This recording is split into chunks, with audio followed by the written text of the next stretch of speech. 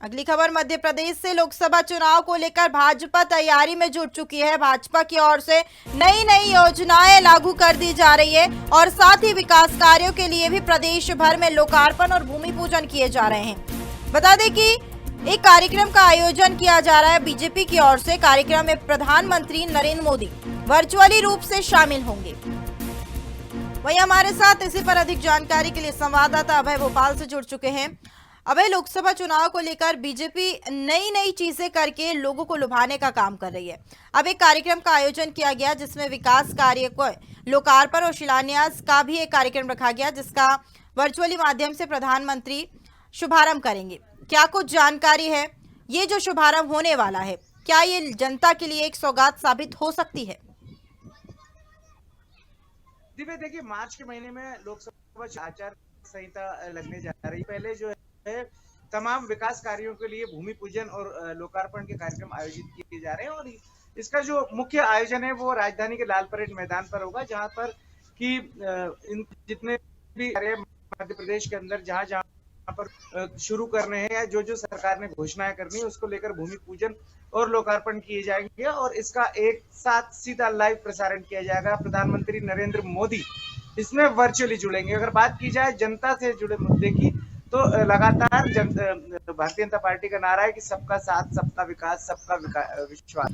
तो इसी बात को ध्यान में रखते हुए, इसी मूल मंत्र को साकार करने के लिए सबका साथ, जनता ने बीजेपी का साथ दिया है, सबका विकास यानी मध्य प्रदेश की जनता का विकास और सबका विश्वास यानी कि जनता का विश्वास जीतने के लिए भारतीय जनता पार्टी इस तरीके का आयोजन कर रही है और कहीं ना कहीं इसका लाभ सीधे तौर पे स्थानीय जनता को मिलेगा। दिव्या जी, अभय, आपने कहा कि स्थानीय जनता को इसका लाभ मिलेगा, लेकिन कई क्षेत्र ऐसे हैं जो खबरें हमारे पास आती है कि ऐसे क्षेत्र है जो कि सुविधाओं से वंचित है और सिर्फ घोषणाएं की जा रही है। ये जो कार्यक्रम किया जा रहा है, क्या इसमें सिर्फ घोषणाएं की जाएगी जो कि चुनावी घोषणा होगी, या फिर जनता से जुड़े मुद्दे को भी उठाया जाएगा?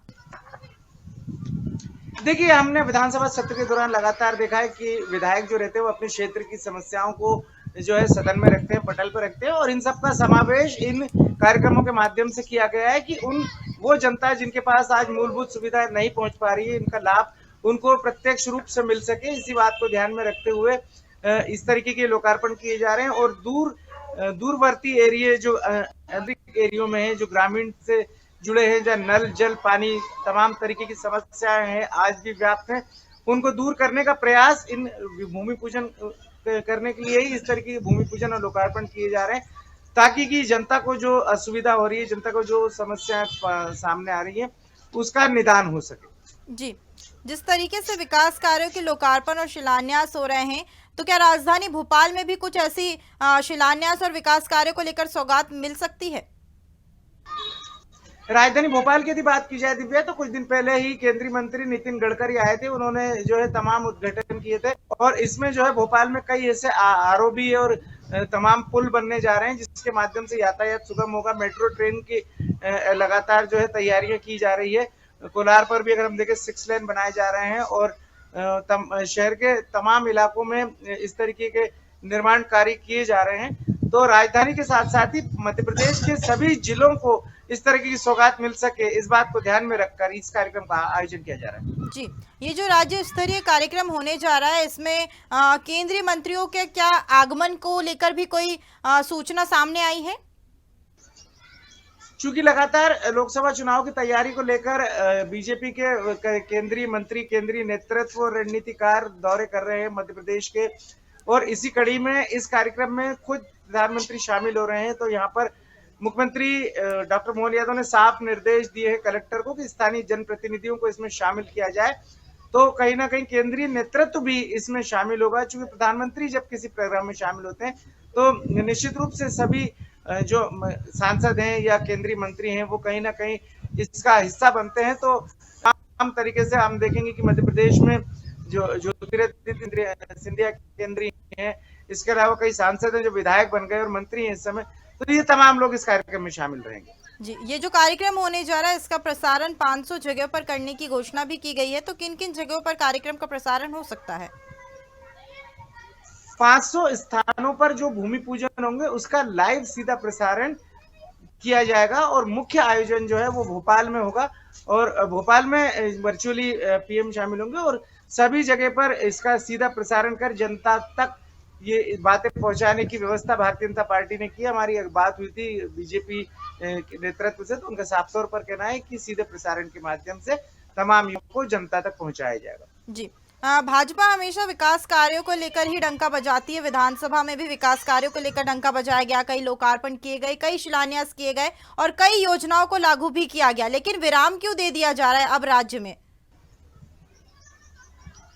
देखिए, विकास एक सतत चलने वाली प्रक्रिया है और जहां तक भारतीय जनता पार्टी की बात हो या जो भी पार्टी सरकार में होती है, तो उनका कहीं ना कहीं इस बात का ध्यान रहता है कि जो भी समस्याएं हैं, जो भी जनहित से जुड़े मुद्दे हैं, जो भी जनता से जुड़ी बातें, उनको पूरा किया जाए और समय की आवश्यकता के अनुसार समय समय पर उनको ध्यान दिया जाए। आप देखेंगे लगातार आबादी जो है जितनी तेजी से बढ़ रही है, क्षेत्रफल जितनी तेजी से बढ़ रहा है, आप अगर भोपाल की बात करें, किसी 35 वार्ड हुआ करते थे, आज 85 वार्ड हो गए।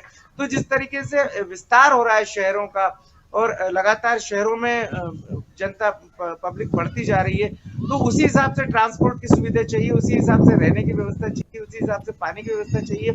तो यह व्यवस्था करने के लिए सतत प्रक्रिया रहती है। तो शासन और प्रशासन मिलकर इस ओर ध्यान देता है और जहां कोई दूर करने की कोशिश की जाती है। जी अभय जी, जिस तरीके से प्रदेश में कर्मचारियों की हम बात करें, कर्मचारियों की लगातार मांगे निकल कर आती है कि वेतन नहीं मिला है, वेतन वृद्धि नहीं हुई है, इस पर आप क्या कहेंगे? क्योंकि करीब 18 से 2 साल का ये ड्यूरेशन हो चुका है, लेकिन अब तक जो है आशा उषा कार्यकर्ताओं को वेतन नहीं दिया गया है, ना ही वेतन में बढ़ोतरी की जा रही है, जिस कारण से पूरे प्रदेश की आशाएं धरना प्रदर्शन पर भी उतर चुकी है। लेकिन अभी तक जो है सरकार की ओर से उन आशाओं को लेकर कोई भी निर्णय नहीं लिया गया है।